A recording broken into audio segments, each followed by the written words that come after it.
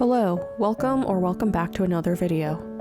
This week, I set out to finish a study completely with wet media.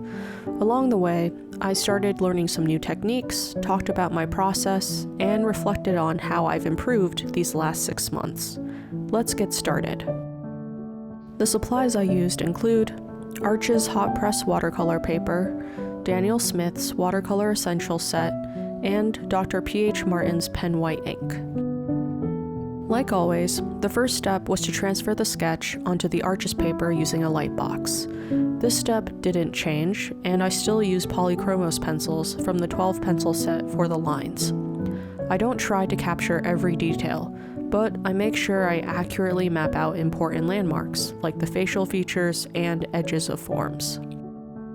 Once the study was taped down, I laid down a layer of clean water before dropping in the background wash. If you live in a humid climate, the pre-wetting step isn't necessary, but since the air is dry where I am, I wanted to give the paint the best chance possible to create a smooth wash.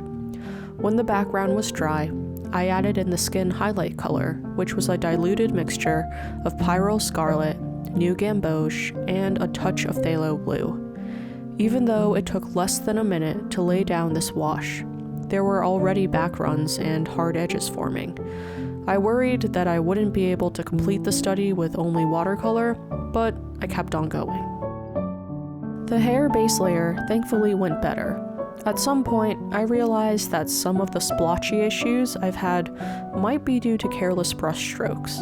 A clear example of this is the difference between the farthest curls and the hair closer to her face. For the curls, I used slow, deliberate, and directional strokes that followed the form. I got sloppy by the time I reached the hair near her face and started trying to fill the area as fast as possible before the edges dried. The curls are clear and have a consistent value, while the rest of the hair suffers from the same texture issue as her skin.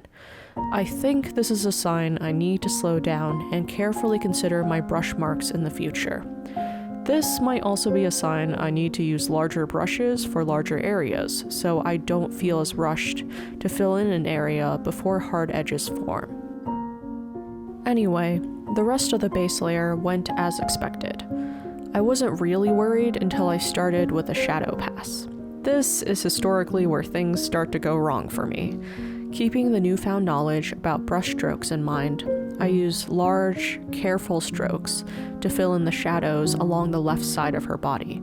This layer was too light, but I was okay with that since it made it easy to clean edges. I dropped in some Quin Rose while the cheeks were still wet, then sat back and let everything fully dry. The second shadow pass had deeper values in a cooler color. I kept a clean brush on hand to soften edges and to pick up excess water or paint. After a while, I started to get a hang of how much water and pigment to use. It was still nerve-wracking, especially on the face, which was the focal point, but I reminded myself to go slowly and think about the big shadow shapes. It was tempting to go right in with the deep, dark details, since I know that's what brings things to life, but I needed to make sure that the highlights and midtones were captured first. I started first with what's generally in shadow versus light, then broke the shadows into deep versus lighter shadows, and the lights into highlights versus midtones. One part I want to point out is the eyes.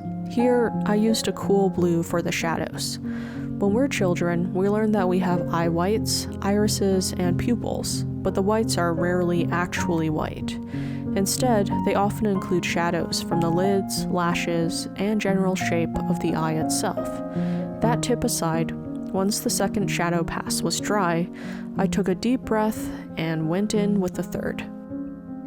In my last video, I talked about limiting myself to 3 watercolor layers.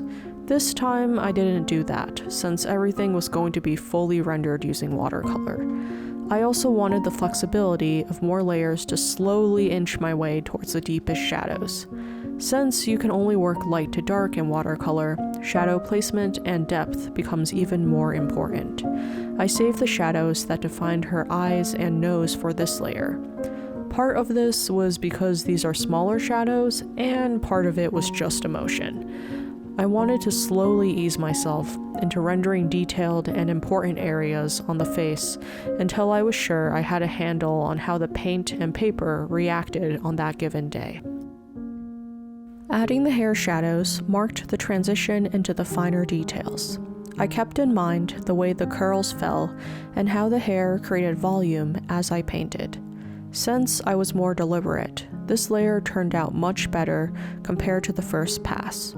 The smallest details, like the brow hairs and lashes, were another part that made me nervous.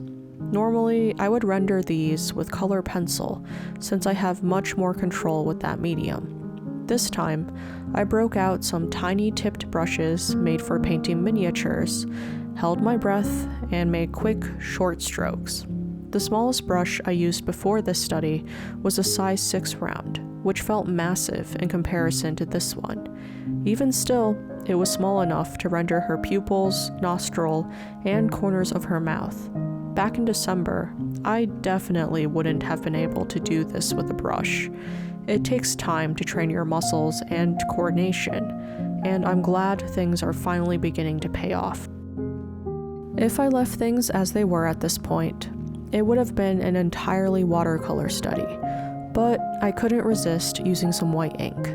It's hard to preserve tiny white flecks like eye shine or highlights on the brow ridge without masking fluid, so I added these in with ink. For her face and body, I diluted the ink with water and used that mixture to even out transitions and reinforce highlights. In some areas, like her cheeks, I went overboard and then had to re-add color with watercolors. Luckily, I know watercolors play well with this ink when layered both under and over it.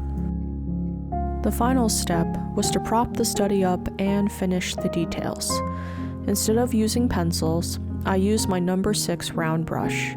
Since these final details didn't require a ton of water like the earlier washes, I didn't need to fully tape the study down to prevent buckling. This phase is mostly to check the proportions and fix any glaring mistakes I might have missed from the flat angle. This time, the bulk of my effort went to refining details on her face and adding one last shadow pass to her hair. Here's the final result. Is this the most polished and complex study I've ever done? No. Am I still happy with it? Yes, especially since this is my first finished study made only with wet media. It's taken me months to feel comfortable enough to attempt something like this, and I'm so glad I finally did it. Thanks for coming along on this journey with me, and like always, I hope you created something that brought you joy this week. I'll see you next week with another video. Bye!